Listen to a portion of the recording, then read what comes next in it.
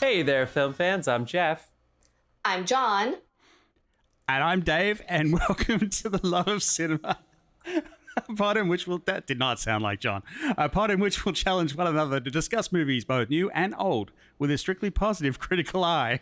That's right. And to help us avoid lazy negativity, we've decided to make this episode a drinking game. Yeah. So anytime you hear us say anything negative at all, we're going to play this sound.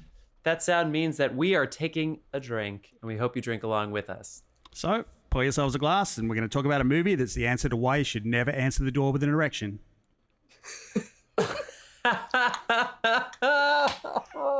I'm sorry, I should have warned you guys I'm coming in hot today. Oh, yeah. John, how you doing over there? I'm feeling great. Great, you guys. Yeah. I'm a little bit under the weather. That's why I sound a little bit weird. Like my voice goes in and out, up and down. But yeah, no. Okay, I call bullshit. It's been 3 seconds, and she hasn't mentioned film school. Oh my God, you're right. I fucked up. Friends, we do have a returning guest on here. That is right. Woo! We have Tina Nikolova, actor extraordinaire, back on the show to talk about 2008, The Strangers, and whatever other kind of shenanigans we get into. Tina, how you doing today?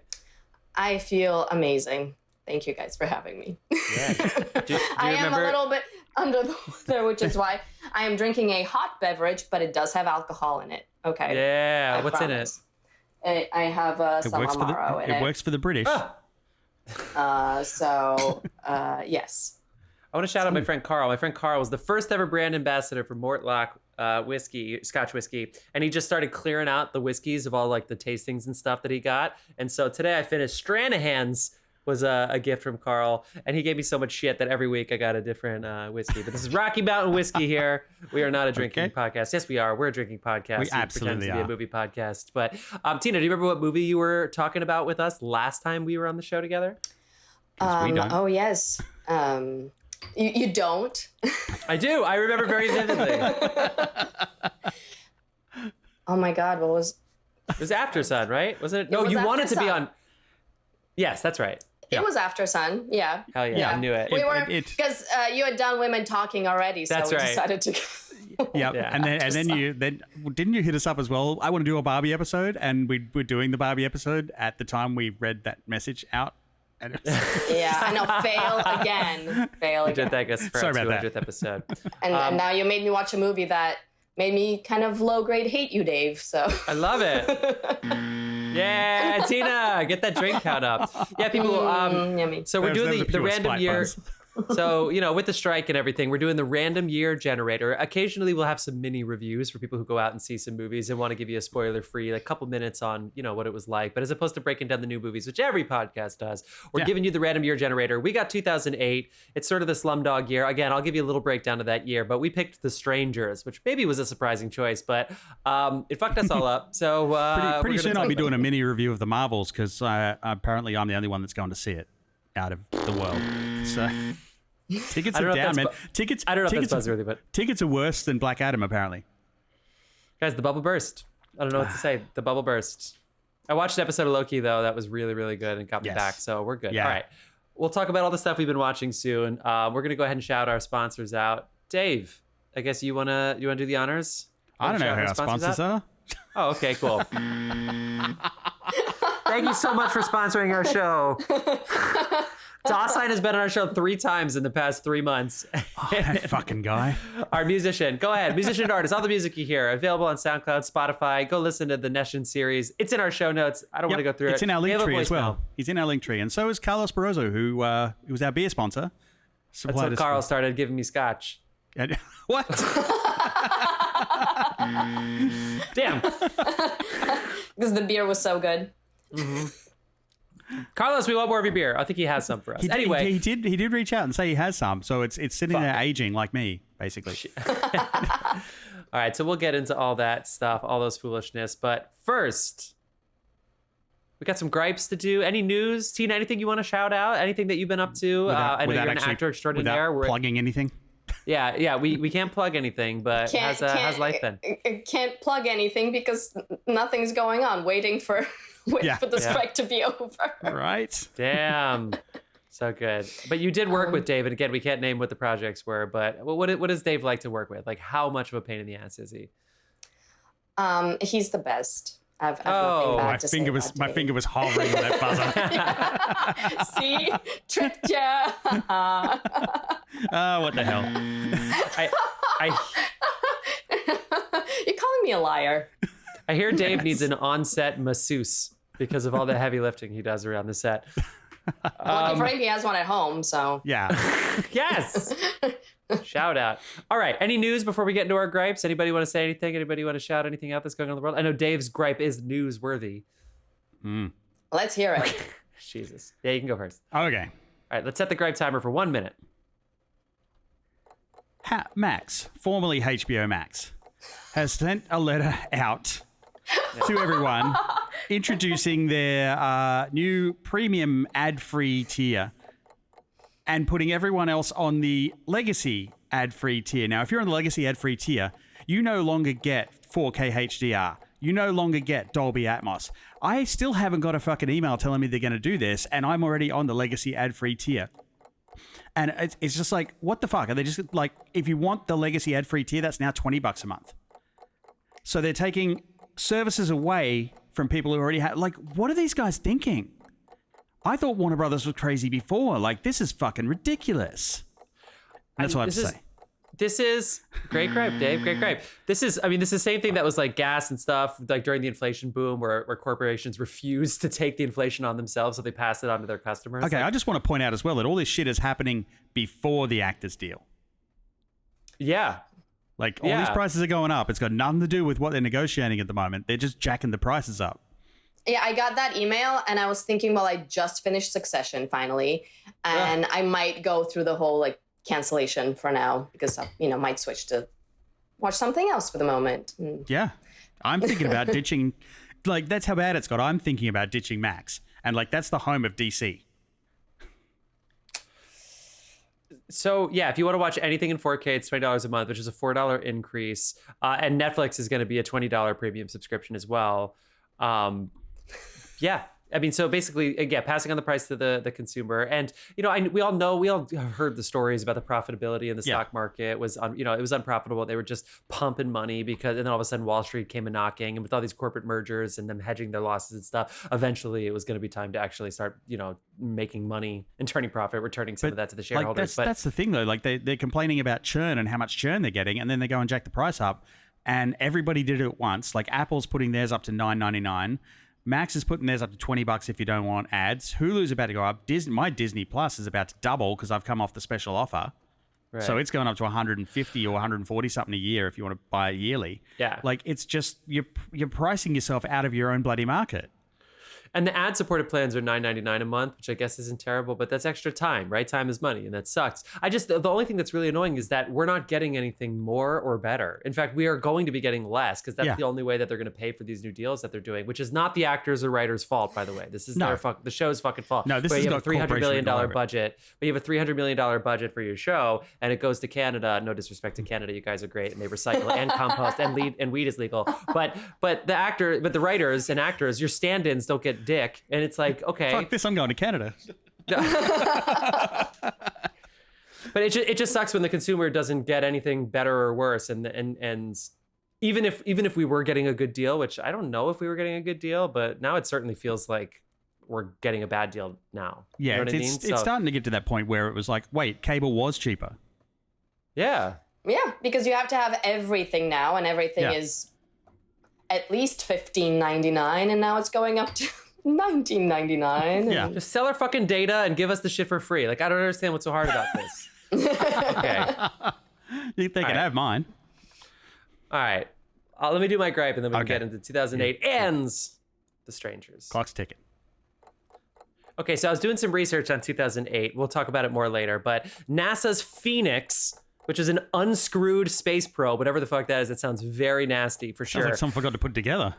Here's what I read. It landed May 2008 and it lost contact November 2008, and it cost $420 million, including the launch. A fucking probe to Mars, it's hard to say that without laughing, cost $420 million.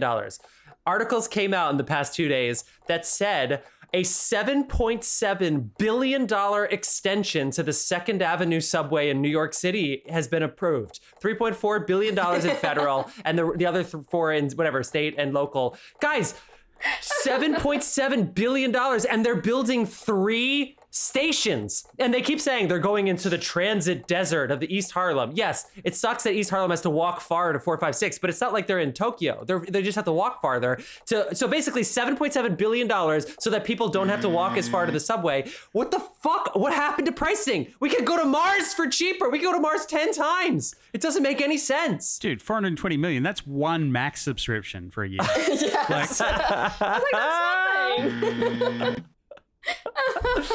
Oh my God. It said $420 million, including the launch, the whole 16 months. Yeah. And then I saw that article. Remember when New Yorkers didn't mind walking 3 blocks? And I know the 456 is very crowded and everything, but they're just gonna run less when they have the new second. You know what I mean? It's not like they're gonna are they? Because if you're staying at the train station on 57th and 7th, right? You get 1 N train, 1 R train, and 14 Q trains come through. That's the E train too. You fucking E train motherfuckers. What were you saying, Tina? So Jeff, I'm assuming you live nowhere near the 456. I just want to point out that the lack of compassion for anyone who lives along. I've ridden on the 456. I use it sometimes. $7.7 billion. Oh my God. I hope every single person riding that gets it. No wonder it went up to 290. My God. Anyway, City Bike sucks. MTA sucks. When people say New York's the greatest city in the world, I was like, not if you live here. Okay, cool. So, we're on a roll today. Jeez, we haven't even got to the movie. We're 11 buzzes in.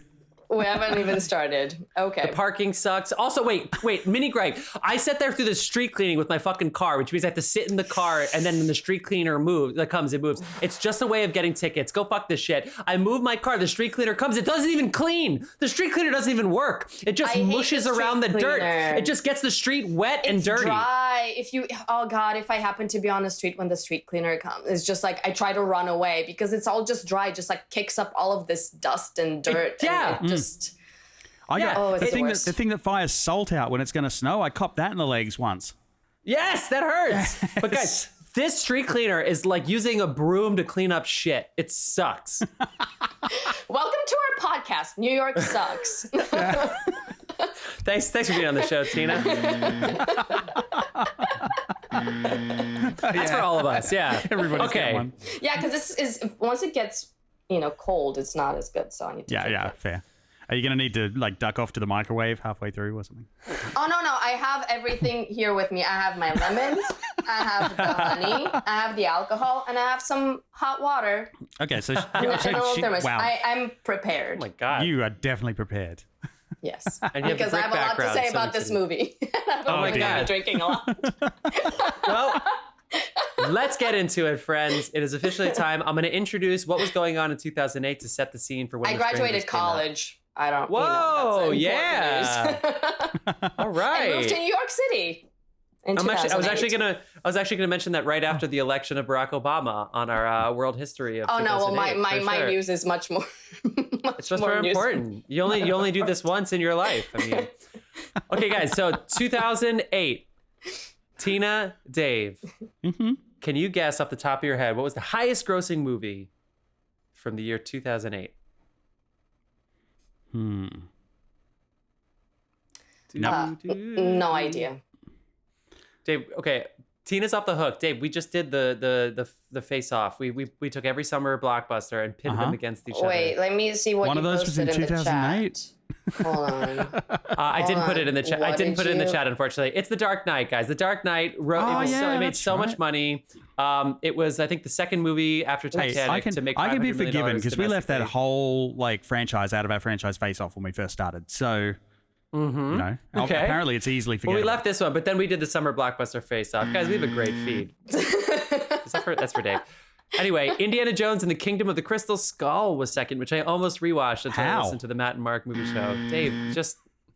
Kung Fu Panda was number 3, Hancock was 4, Madagascar was 5, Quantum of Solace, which kind of didn't have a writer, was 6. It's like a weird year, right? But Mamma Mia, now this is the real story of this year. Mamma Mia decided to come out on the same day of The Dark Knight. Now we know this now because Barbenheimer, everybody was talking about the Dark Knight Mamma Mia thing. Because Mamma Mia, even though obviously Dark Knight made more money, Mamma Mia was the highest grossing British movie of all time before Avatar would pass it. But like it literally was the number 1 British movie in England, the number 1 British movie of all time, Mamma Mia, which came out the same week as the. I mean, they've only released 6. I don't think I saw it. I'm buzzing everybody.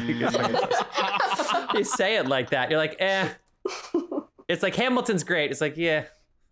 But really, I think 2008 in history, apart from The Dark Knight, is probably going to be known as the year Iron Man came out, which comes in at number 8 on the worldwide list with $585 million, and Robert Downey Jr.'s first $50 million in his back pocket right there. And then WALL-E, the best animated movie, one of the most emotional animated movies, which we are slowly turning more and more into the people in WALL-E. Not if they keep putting the fucking prices up, we're not. Yeah, about 100 people are going to be like that, and everybody else is going to be a rat in the gutter. Oh, Twilight came out this year, too.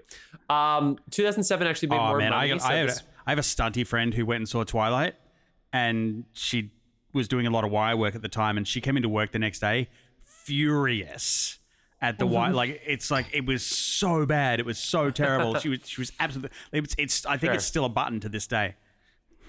Yeah. Okay. That's pretty good. What else came out this year? Slumdog Millionaire won a million Oscars, but Sean Penn in Milk won. He beat Mickey Rourke for The Wrestler. Kate Winslet wins her Oscar for not for Revolutionary Road. She actually won it for the fucking Reader. And this was the fucking Reader. This was the Oscars when Hugh Jackman hosted, and it was during the financial crisis where the housing market imploded because of the short-term mortgage bonds or whatever the fuck, subprime mortgage bonds. And so Hugh Jackman hosted the Oscars, and he did this whole like bit of every movie, and his for The Reader was The Reader. I did not see The Reader, and then they moved on. He had a budget of like $30. There were cardboard cutouts and shit. Yeah, it's so weird. It's on YouTube. You can find it. Yeah, his budget was $30. What was his salary, I wonder, huh? Okay, so Penelope Cruz won for Vicky Cristina Barcelona. People tend to forget. And then, of course, what Heath a great movie. Heath won posthumously. Yada, yada, yada. I think I love the movies that I'm going to shout out before I pass it to you are In Fucking Bruges. Came out this year. And I just love the performances. I love the performances in Benjamin Button, Doubt, Frost Nixon, and Robert Downey Jr.'s nomination for Tropic Thunder has somehow made it all the years, and I think he did it well enough that he did get called out recently. Finally, someone jumped on the bandwagon, and it was unceremoniously told to shut up the world over. But yeah, international news: a huge cyclone in Myanmar. Michael Phelps won 8 gold medals at the Olympics with Usain Bolt in Beijing. The Lehman Brothers crash, subprime mortgage, yada, yada, yada, Barack Obama, and then that fucking space telescope I was telling you about. Any other movies you want to shout out before we talk about The Stranger? I mean, Tina hasn't drunk in a while, so let's get on to The Stranger. The Strangers, I believe. All right. So we have chosen The Strangers. Strangers 2008. It's only an hour 25 and it's on Netflix, people. So go ahead and check it out. $9 million budget, $81 million worldwide, which is a financial success. Written and directed by Bryan Bertino. Stars Liv Tyler, Scott Speedman from Felicity and a couple of Underworlds, and Crimes of the Future, Dave. We talked about that here on this podcast 2 years ago. Music by Tom and Andy. Cinematographer by Peter Savo. Dave, your boy. Yeah, I don't know. I kind of got the feeling for the first 20 minutes of this, he was standing on one of those balance boards with a roller under it. A lot of movement. Buzz. A lot of legendary producers, but the pitch, guys, it's so good. You're talking about Liv Tyler and Scott Speedman are a couple in a house in the boondocks. People start fucking with them. I think that's better than the IMDb description. But the IMDb description is a young couple staying. A young couple staying in an isolated vacation home are terrorized by 3. They shouldn't have given us the number. I wish they didn't give us the number. Unknown assailants. Friends. We'll start spoiler free. Initial thoughts, takeaways. This is the first time you've seen it, and what did you think of seeing The Stranger? Well, I must admit, when it first started with that voiceover, Yeah. I was at the end of it. I was waiting for da-dung Yeah. because it sounded just like the Law and Order guy. Stories, And it's like, I feel like this is a movie that's definitely relies on the hunger of like crime podcast listeners, because it's like loosely based on true stories, and apparently it's also based on something that happened to the writer when he was a kid, and they were left at home by themselves. And someone rang the doorbell, yeah. And someone rang the doorbell, and the sister opened it, and it was someone asking for someone who didn't live there. And apparently they were going from house to house, robbing anyone who didn't answer the door. So he upped the ante on it a bit, but it was inspired by a couple of things. I had fun. I thought it was what it was. It set out what it wanted to do, and it did it. I liked the absence of light that they used in this, very similar to Barbarian. So I had a great time. I jumped a couple of times, and I'm a giant weenie when it comes to these films. So, hey. One of the producers of these produced Barbarian. Oh, there you go. Yeah, for sure. He's like, hey, do this thing where you can't see him, then you can. Okay. No buzz. That was good. That was good. Tina, what'd you think? And wait, Dave, had you seen this before? No. First time. Mm-hmm. All right. Tina, what'd you think? I was scared. I gotta say, also definitely don't watch too many scary movies because I do get scared. And so a lot of those frights worked really well on me. And I was also kind of annoyed for a lot of it. Annoyed how? Let's pick that apart. Why were you annoyed? Yeah, why were you annoyed? What annoyed you? Well, when people just do stupid things and you're like, but why? Why would you do that? And you think, what was that? There's some kind of fallacy type of thing where like any movie that stars Tom Hanks assumes that Tom Hanks does not exist in that world. Isn't that something? I would hope Can not. we unpack this for a second? What does that mean? What do you mean by that? So, because what I want to say about, that it's not a real world, because any movie in which Tom Hanks plays a character assumes that Tom Hanks, the actor, does not exist in that world. And so it's not a real world. Oh my God. Okay.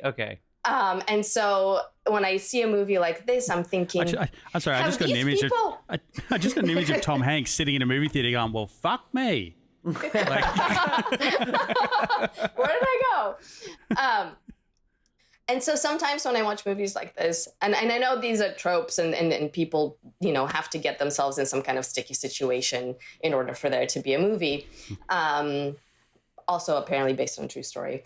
But I'm thinking, do these people never watch scary movies? Because I feel like if you've ever seen a horror film ever, like, oh, this is definitely something I should never do. Yeah. I mean, this wasn't based on a true story. It was based on several true stories. So there was no actual story where this happened. So they took a lot of liberties here. The fact that they're saying it's based on a true story, that's a big misdirect, I guess. Right. But yeah, I don't know. I saw a couple of fun things in here. I mean, Jeff, what did you think? Before we first of all, Tina, amazing job not spoiling it. That's something that it's just so good. I can't wait to talk about all these little things. Not that people, we could easily go spoiler free here off the top, but I really like this. Is the second time I've seen it. The first time I saw it, I was on tour, so it was like a bunch of us crowded in a hotel room watching it. Is tour code for drugs? Pass. No, we were. We were not sober for sure. I mean, it was late after a show, and we were all between 18 and 24 in like a hotel, in the middle of the country somewhere watching The Strangers. So you do the math there. But it was. Did anybody sneak out and knock on the door? I think this is. It has a couple things going for it that are really great. It's short. Like a lot of good horror stories, these kinds of conversations are part of horror, right?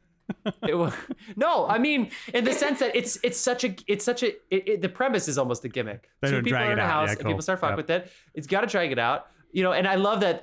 You're right, Dave, with the opening voiceover. It's like, there are 1.4 million violent crimes. This is based on a true story. But nobody knows really what happened. They actually say that at the beginning, and then all of a sudden it's like, okay, well, that means we're going to take some artistic license. So, the story that they set up, is something that happens like once in a lifetime, and it just happens to be the night this thing happened. So yeah, there's a little movie nudging around with that kind of stuff. And then, of course, that leads to some sexual stuff that Dave was making a little joke about before. Yeah, I'm sorry. He's literally about to bone her on the counter, and then he goes to open the door.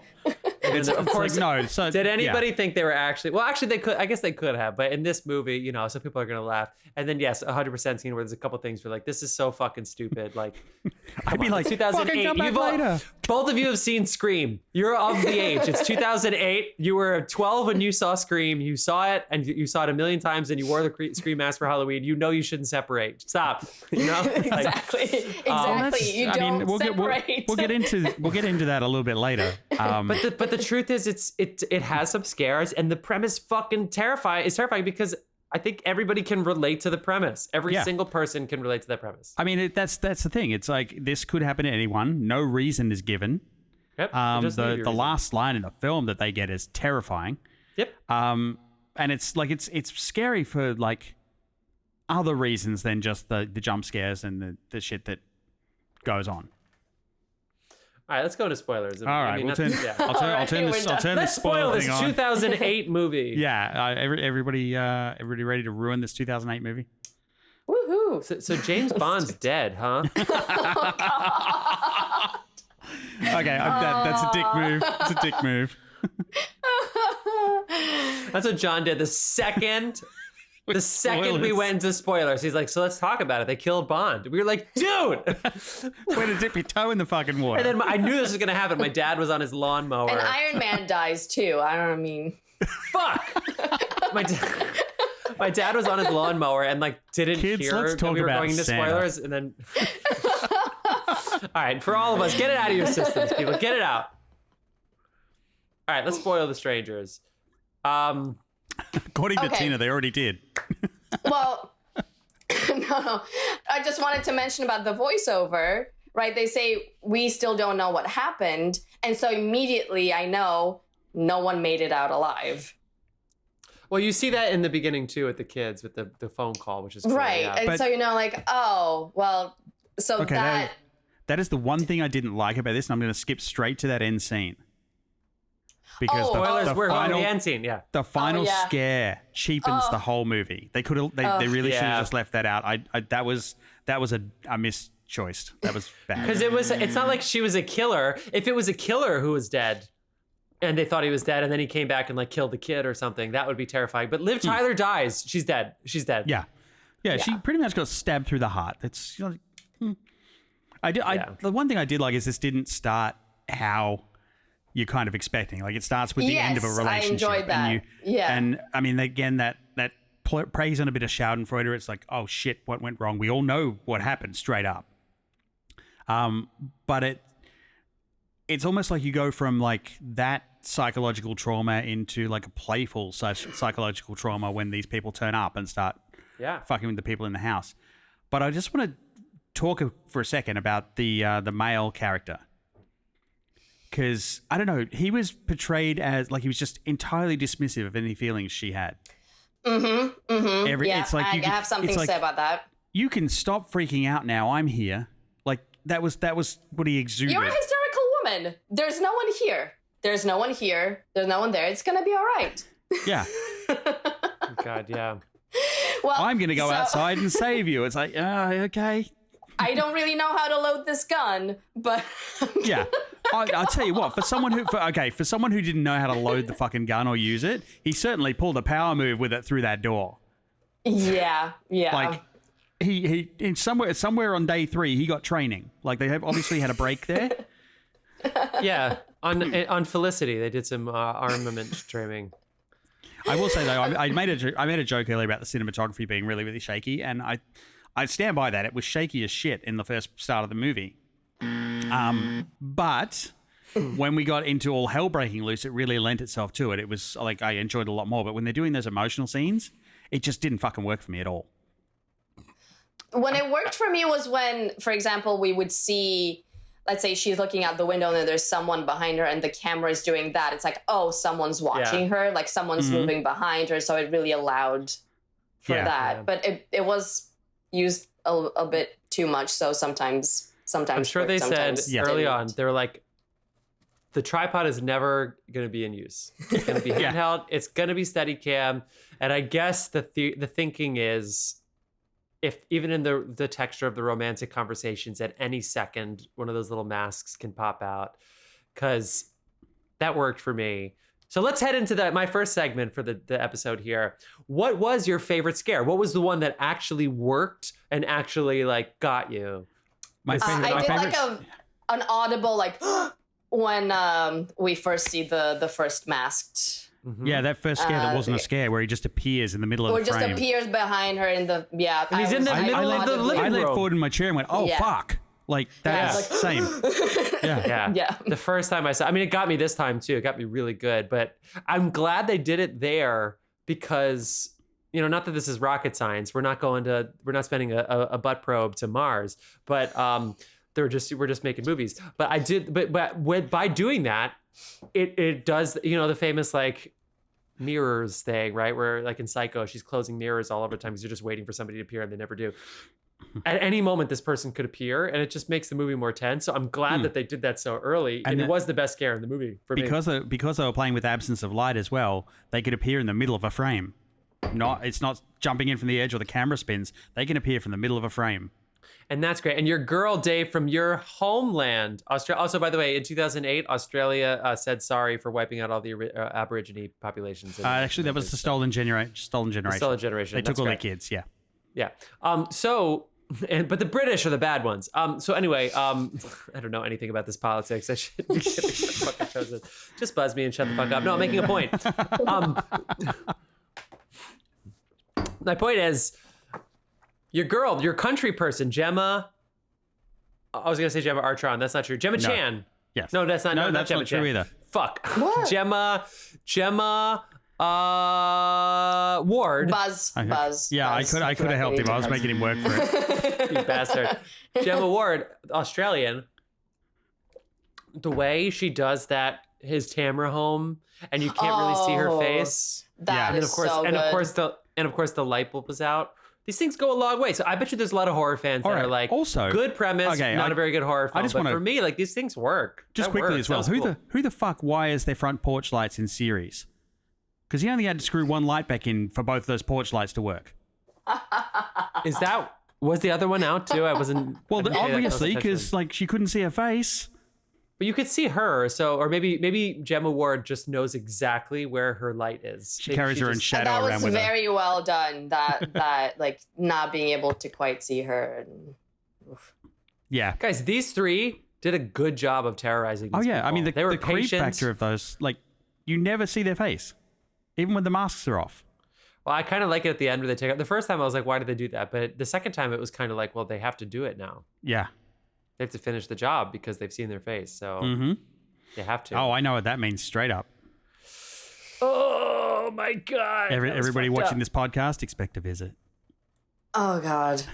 Can we talk about? I want to get your take on this because it struck me.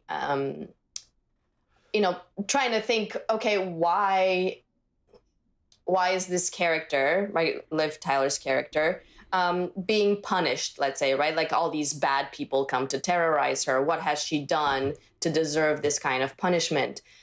She said no to marriage. So I'm just wondering, because this happened right after she basically decided she doesn't need a husband at home. So I was wondering what you guys thought of that. I think they could have added a big element of depth, but I think if he was home, they would just would have tortured both of them. Yeah, I mean, I'm not sure if that was implied or anything. I think like the whole point of this was this happened for no reason whatsoever. Like, why are you doing this to us? You answered the door. You're home. Because you're home. The way they say that too. Yeah, because you're home. And then she asked for Tamra. The next one will get easier. And she asked for Tamra. She asked for Tamra before he goes, right? So he was there, and then he leaves, which again, so fucking stupid. but- Yes. Yeah. Yeah. He left so- her there. I was like, why would you leave her there alone in the middle of nowhere? Why didn't she leave too? Okay. He's just broken up with her. It's awkward as fuck. They're at each other's throats, and she has no cigarettes. If the people outside don't murder him, she might. It didn't seem like she wanted to murder him. I mean, she just said she Guys. wasn't ready. It Yeah. wasn't like, oh, we got into some like insane fight. Guys, And he they hasn't- kind of half reconciled that before they even got to the fun and games. Yeah, yeah. but he just wanted They to go basically- drive around. Who wants to go for a drive that late in the middle of nowhere No, when it's someone four- just rang it's your 4 doorbell o'clock in asking the for morning. fucking Tambra? Like it's 4:20 in the morning. They need to work on their window locks for sure they in this do. house. Why he has a gun? He killed his friend. Sure. Shout out to Always Sunny in Philadelphia. What Dude, way? Do I that need to is- know any lines? You That don't is need to know not any how I lines. Good. expected Mike to go out, but the first thing that went through my head was, wow, drink and drive, you pay the price, Mike. See, if there was, if there was more metaphor there. Oh my But god! see, the car here shit you're is saying crazy. you're saying that he paid the price. So I'm just saying, why is she paying the price? No, because I'm with you. I'm with you. They could have done a little bit more. because she said no to the ring. And they saw the ring too, so they could have done more with that. But I think ultimately they just cared more about there was no reason for this. But if it was any longer than an hour 25, they would have needed more. So I think They might have I think they fleshed got it away out. with it. But anyway, he has a gun, and then he's gonna go to the shed with the gun and leave her in the house that they know has been broken into multiple times. Like Yeah. that He is takes where the it was weapon. Like he's I'll he's protect literally you. yeah, he's seen his phone been moved inside the house. And then he goes, "Stay here." And she goes, Yeah. "Why would I stay here? You just proved my phone was taken, your phone's taken. That's at least Yeah. Why is this the place to be? He's literally thinking, while they're going for you, I'll escape with the gun. The place to be is as close to the fucking butt of that gun as possible. The heel Yeah. of that gun is exactly where I want to be. You don't want to be on the mic end. I don't want to be on the fucking mic end of that gun. That shot was awesome, by the way. Yeah, That sound that was a great. boom. Yeah. Oh, it was so good. It's like just it was dead. so good. Done. And of course, You with knew the it was guy with gonna the mask. happen, right? You knew it was gonna happen. No, I As soon didn't. as That you one walked in. caught me. That one caught me completely Really? off guard. Yeah, I forgot that he was sitting there with a gun pointed at the door. I knew for 'Cause sure they because the took first so- when he started, calling their names, I was like, yes, announce that you're there, otherwise you're gonna get it. And then he stopped talking, and I was like, nope, you Yeah. can't be quiet. You can't be quiet. They don't know you're coming. They don't know you're coming. I knew it was coming. This is remind me not to sneak up on you. The thing, also, Yeah. guys, one of my favorite college humor sketches of all time. Not that I watched it that much, and I think it died a very slow death. They could have really done a good thing. College humor just was, funny videos. It's basically like the Barstool Sports of like So great sketch segue. comedy. Was this Batman disappearing act where Batman always disappears, and then the guy would always turn around before Batman could fully disappear, and they're like, "What? Where are you going?" He's like, "Nothing," and he would like they would always catch him before he could actually disappear. In this movie, they might have overstepped their welcome with the disappearing acts. There were so many, Yeah. and the first couple were very effective. But at a certain point, it's like, okay, they didn't run out of the field. Like they didn't run 400 meters in 3 seconds. At one point, I got the impression they're playing with us.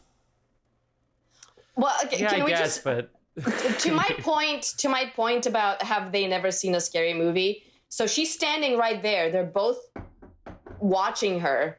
She disappears like that, and he does not see anything strange in that fact. It's like, oh, I'm gonna go talk to her. Oh, Yeah. she was there a second ago. She just vanished. No, that's fine. Yeah. People yeah, don't just stand there. They probably want something. I'm just gonna go check to see what she oh my god. wants. Come on. What? I mean, I get it. If Yeah. you're standing in the middle of a street and you suddenly vanish, you might be up to something.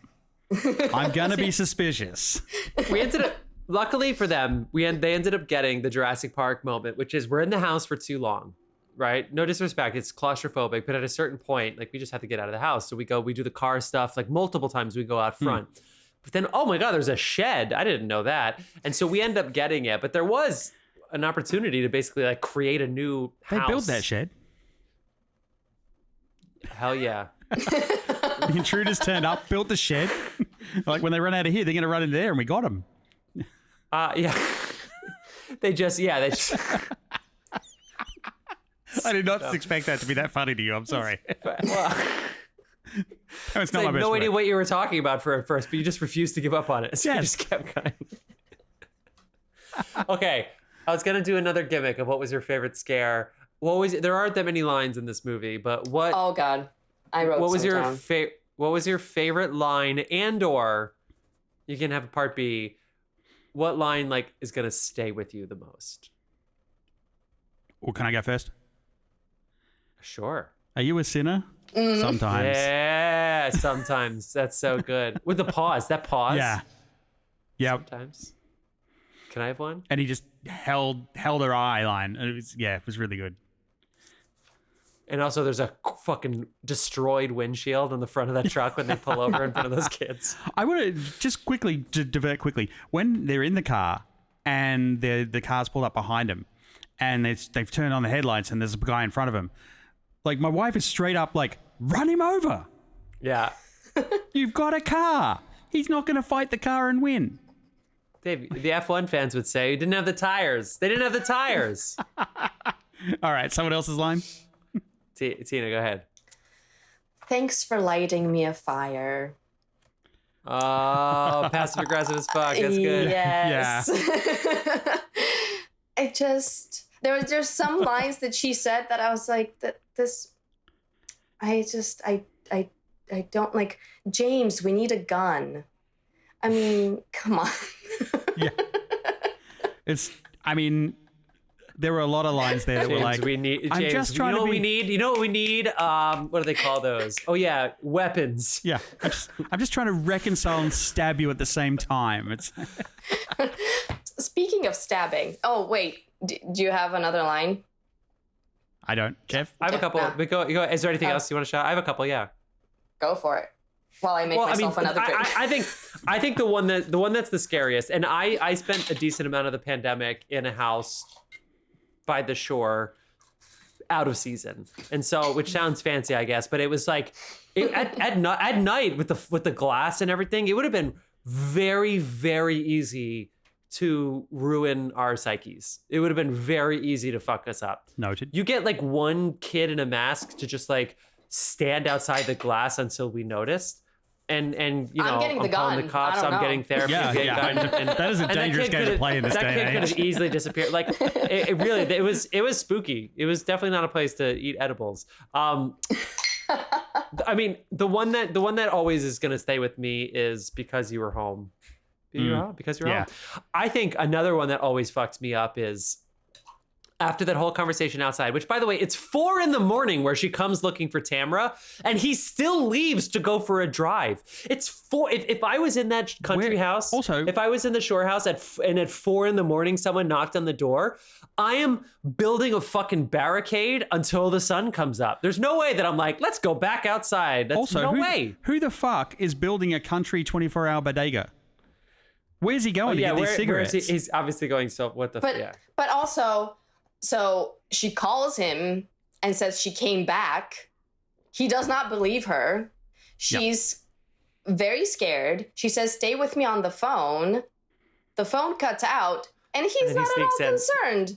He comes back and is like, he just comes back and be like, "It's okay. What are you doing? It's okay. Nothing's going on. I'm here. There's no one here. There's no one here." Like, she's being hysterical and like she's hiding. He can't find her, and he doesn't come in and say, "Hello, where are you?" He like sneaks around the house. It's so strange. But at least they put the thing with I don't know, the broken engagement's a little much, but at least there's like tension, so they want to be separate. You know, I guess that's a good idea.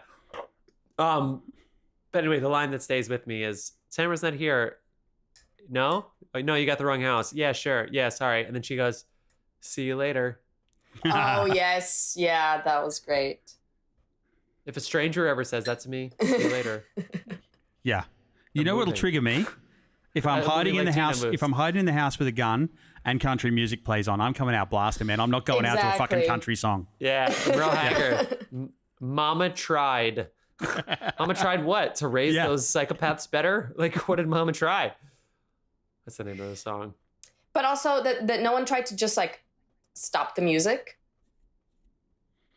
Just fucking throw the whole record player in the fire at that point. This is ruining everybody's time. It should be quiet. You want to hear? Oh, man. I mean, it was well established in the early 80s, you can't stop the music. Okay, can we talk about the final, the actual Let's do it. Yeah. murder scene? What did you Ugh. guys think about it? Very Godfather-esque I thought there was stabbing gonna be there with more the of that. stomach. You thought there was going to be more slash? There was a kind of a letdown. I expected I said what you him were to thinking, get- and I had to drink.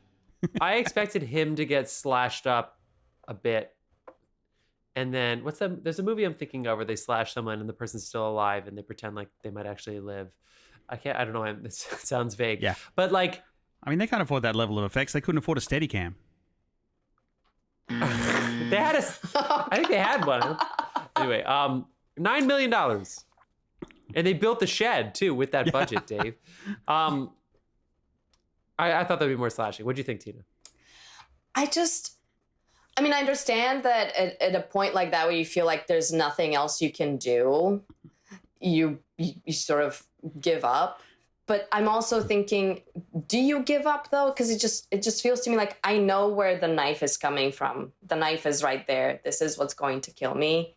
And if I turn my face away, I know like these are my final moments of life. I feel like there's a part of you that still is trying to live. Don't you think? I'd be Tasmanian deviling that fucking chair, man. Because I feel like when you see the weapon, this is the thing that's going to kill you. To like not have your eyes on that thing and try to avoid it somehow or acknowledge look for an it. escape, look for something. Like it just felt like there was a little bit, them like looking at each other and I love you. It's like, I know if a comet is coming and I know like very soon, there's like this thing is, you have that moment. Yeah. But you don't want to watch the comet coming, but yeah, no. But it's the knife is right there. Yeah. The person is right there. I feel like to the end, there's a part of you, this instinct that's just like trying to survive and trying to avoid this particular danger that is right there. And it just felt like it was very slow and just like, the stabbing and it's just like, you're just like, oh, I'm watching you be stabbed and I'm just like waiting for my turn and like trying to, I just felt like, wouldn't you be just trying something, even if it's pointless? Yeah. No, I get what you mean. Because like tidal waves and comets and stuff like that, like there's no avoiding that. It's wasting everything. But I'd be backflipping that fucking chair trying to get away from that knife. Like, she watches him stab in the stomach. Like at that point, your rationality, your sensitivity is fucking out the window. Yeah, I think you're right. I love you, and like looking at the engagement ring that I chose to say no to, that is stuck to my finger anyway, and I'm saying like, oh, I guess I wish I said yes or something. If I said yes, none of this would have happened. While we're talking about goofs and wrong tracks, I also want to bring up when she's in the shed and she finds the radio. And we finally get someone on the other end of that radio. Like, that's a ham radio. He's not going to ask, where are you? A ham radio operator's first question would be, what are you wearing? Because that's a woman on the other end of that thing. You know it's true. There's some lonely motherfuckers out there in ham world. At 5:30 in the morning. Yeah. In ham world. Also, guys, she's making so much sound in a shed while 3 people are stalking her. I need her looking around for those velociraptors. You got to look around for the velociraptors. There was just so much noise. And when she was hiding in the closet, and I was like, yes, you found a hiding spot. Look behind you. Do not knock anything over. It's like you're moving too much. You need to be still. Yeah. Absolutely 100% still. To be honest, I was expecting one of them to already be in there with her. Me too. Yeah. Yeah. They did a good job with that. Well, guys, I think we're starting to bring this to a logical conclusion here. It was good, not great. But it's the kind of movie that's fun to talk about. I imagine now that we've seen it, it would be fun to watch. Scared. It would be fun to watch with someone who's never seen it in like 3 years, 4 years. It'll be fun to like rewatch. I think it's like to your first viewing with a group of people, which is when these scary movies are always fun to watch with a group of people. Exactly. That's what I was thinking because I'm alone. I was watching it alone here. My roommate's not here. Also, in the middle of the movie, I came out into the kitchen and my roommate's lights in his room are timed to turn on at 6 p.m. And that is exactly when I was here. And I know this fact. That's so funny. I know this very well, but still, when it happened, and it happened is like in 2 goes, I was just like, no, this is too much. So there is the time sitting on the couch with a shotgun watching the movie. But I was also thinking that why I said I was low-grade hating on you for making me do this is like, it's one thing to experience these sorts of emotions and be scared when you're with a bunch of people and you're all having fun and you're all like having the same, you're jumping in your seats all together. Okay, good.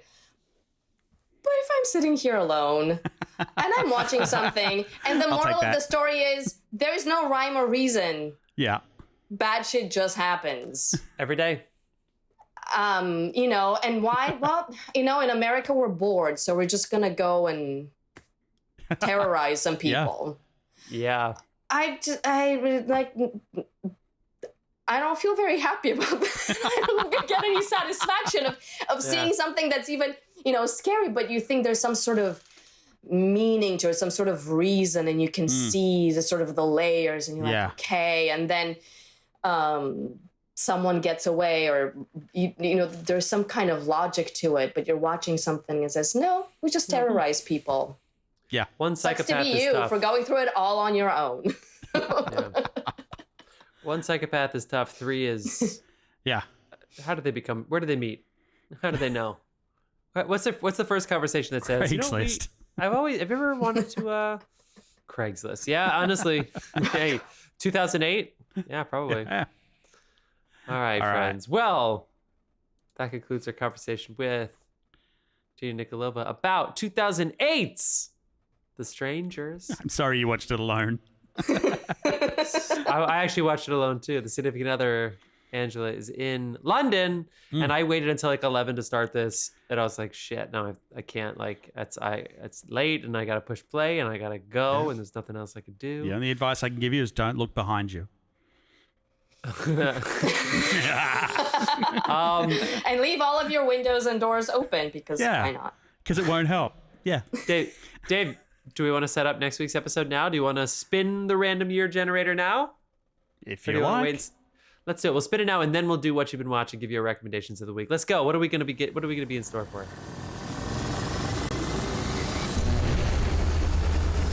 Oh, the 80s. 80's good. 82. 82. Whoa. Blade Runner came out that year. #1 movie at the box office, I believe, was. I mean, if we were talking about Blade Runner, we would have to talk about the theatrical release, and I don't think anyone's ready for that. I think E.T. was #1 at the box office in 82. All right. Well, Cool. we'll have some fun. Yeah. We'll think about it and just follow the feed. See what we pick. Let's do a quick round of what you've been watching, where we give our recommendations of the week and let you know what we have been watching. Since Tina is playing the role of John, that means that you'll go second, Tina. So Dave is going to go ahead and continue on and go first here. Dave, what do you got? Well, What have like been you, watching? I've been making my way through Loki. I'm fully up to date, loving it. This one was good, right? Yeah. This last episode, Yeah, with the time hopping and It was going really back good. before that. I actually enjoyed the episode before that even better. But they're just going from strength to strength. And then I also this week went right back and watched Chris Nolan's Memento, because I could not remember how that movie ended, Neither could they. despite the end being at the beginning. It's kind of like Merrily We Roll Along without singing. So I talked about this last week because I said I had never. You just realized what I said. No, yeah. I was in a literary film adaptation class, and the short story is in chronological order, which is hilarious. Nolan's I almost lost it. He's obsessed with backwards time. Oh, fuck it, yeah. Tenet. Tenet! Inception. What's real? Nothing's real. The fucking Point Break. I said I'd never seen it all the way through because I'd seen the ending of it 20 times because it would be on cable TV, and I would see Swayze and Keanu, and I'd be like, well, let's go. And I would watch it till the end. So I never saw the beginning. So it's like Memento's the same thing. It was on TV a decent amount, and I couldn't, same thing with The Usual Suspects. I would just like start watching it, and I just like never watched the beginning of it. So I actually don't know how it ends because I'd never seen the beginning of the movie. All right, Tina, what you been watching? Yeah, I was trying to remember if I've seen any movies in the theater recently but it's been a couple weeks and my brain Slim is pickings fried. out there. But like I mentioned earlier, I was a little bit late to this, but I just finished Succession and So good. just loved it. So. Do you think, because there's a lot of recency bias, do you think it's in the pantheon of the greatest shows of all time? Yeah. Shit, there you go. I should probably start it. It's good. It took me it took me a couple of times. I maybe wasn't like in the right place to watch it when it was happening, but I went back recently and just it is really, really good. Really, I do like being able to watch it on my own time. I was the same way where I never watched it the week it came out. But not even I would watch it the next year. The new season was coming out and I was like, oh fuck, I finally need to watch it or something. I didn't catch up until the last 2 weeks. I saw the finale in time, but otherwise it was the same way because it was like, well, the fucking Roy family, they're just going to talk about some fucking share shit and give you some dick jokes. And then like, they're just going to yap about who's, and it's just like, okay. But when you watch it, it's so gripping. And then of course this season, there were some of the best episodes that I've ever seen ever. And just the way they were filming it and how so many of the scenes that were so long, they actually just went straight through. Like the and they would just like, film like a 25-minute scene, just like the whole thing.